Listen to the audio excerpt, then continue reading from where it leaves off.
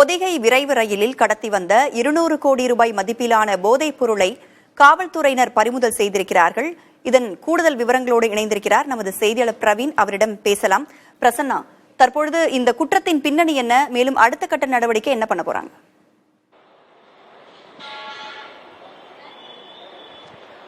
ராதா, சர்வதேச போதை கும்பலானது தமிழகத்தில் இருக்கக்கூடிய பல்வேறு மாவட்டங்களை குடோனாக பயன்படுத்துவது தற்பொழுது வெட்ட வெளிச்சத்துக்கு வந்திருக்கின்றன. கடந்த சில வாரங்களுக்கு முன்பு மதுரை KK நகர் பகுதியில் தமீம் அன்சாரி என்பவருடைய வீட்டில் மெத்தமெட்டன் என்கின்ற இந்த போதைப் பொருளானது இருப்பதாக தேசிய போதை தடுப்பு பிரிவு போலீசாருக்கு தகவல் கிடைத்தது. அதனுடைய அடிப்படையில் கடந்த 9 மணி நேரமாக விசாரணை மேற்கொண்டதில் அவர் வீட்டில் இருந்து 20 கிலோவுக்கு மேல் பவுடராகவும் அதேபோல் லிக்விடாகவும் போதைப் பொருட்கள் பறிமுதல் செய்யப்பட்டன. அதனுடைய மதிப்பு அப்பொழுது 50 கோடி ரூபாய்க்கு மேல் இருக்கும் என சொல்லப்பட்டது. அந்த தமீம் அன்சாரிக்கு சென்னையில் இருக்கக்கூடிய அருண் என்கின்ற 2 நபர்கள் அவருடைய வீட்டிற்கு அந்த போதைப் பொருளை கொண்டாந்து கொடுத்தது விசாரணையில் தற்பொழுது வெளியே வந்திருக்கின்றன. இந்த நிலையில் தேசிய அந்த போதை தடுப்பு பிரிவு போலீசாருக்கு டெல்லியில் இருந்து தமிழகத்திற்கு போதைப் பொருட்கள் கடத்தப்படுவது ரகசிய தகவல் கிடைத்தது. அதனுடைய அடிப்படையில் டெல்லியிலிருந்து பிரகாஷ் என்கின்ற நபரை போலீசார் பின்தொடர்ந்து வந்தார்கள். அவர் செங்கோட்டை அந்த பொதிகை ரயிலில் அந்த பயணியானது கிட்டத்தட்ட 30 கிலோ மதிப்பு இருக்கக்கூடிய அந்த போதைப் பொருட்களை சர்வ சாதாரணமாக ரயில்வே இருக்கக்கூடிய எந்த பாதுகாப்பையும் மீறி உள்ளே வந்திருக்கிறார்.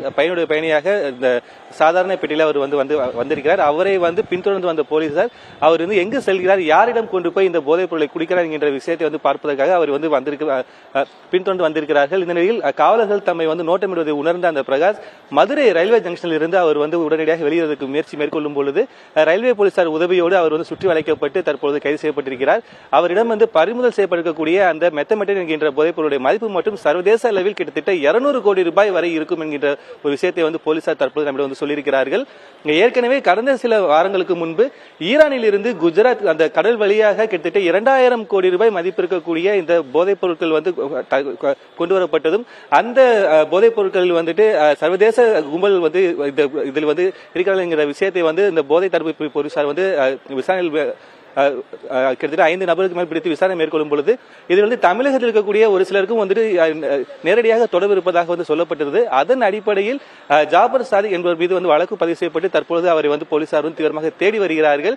இந்த நிலையில் இதேபோல் சென்னையில் இருந்து ரயில் மார்க்கமாகவும் சாலை மார்க்கமாகவும் தமிழகத்தில் இருக்கக்கூடிய மதுரை, திருநெல்வேலி, குறிப்பாக ராமேஸ்வரம் இந்த கடலோர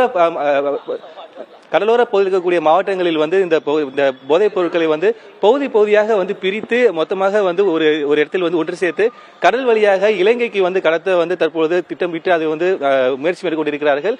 அந்த திட்டத்தை தான் தற்பொழுது போதை தடுப்பு பிரிவு போலீசார் தற்பொழுது முடக்கி இருக்கிறார்கள்.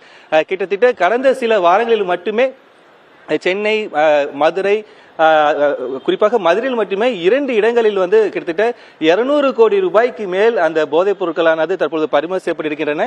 இது வந்திருக்க இந்த பொருட்களை அங்கிருந்து குருவி போல் கொண்டு வரக்கூடிய அந்த நபர்கள் அனைவருமே கீழ்மட்டத்தில் வேலை செய்பவர்கள் தான். முக்கியமான குற்றவாளிகள் விரைவில் கைது செய்யணும் என்பதே இங்க கூடிய மக்களுடைய மிகப்பெரிய ஒரு கோரிக்கையாக எதிர்பார்ப்பு இருக்கிறது.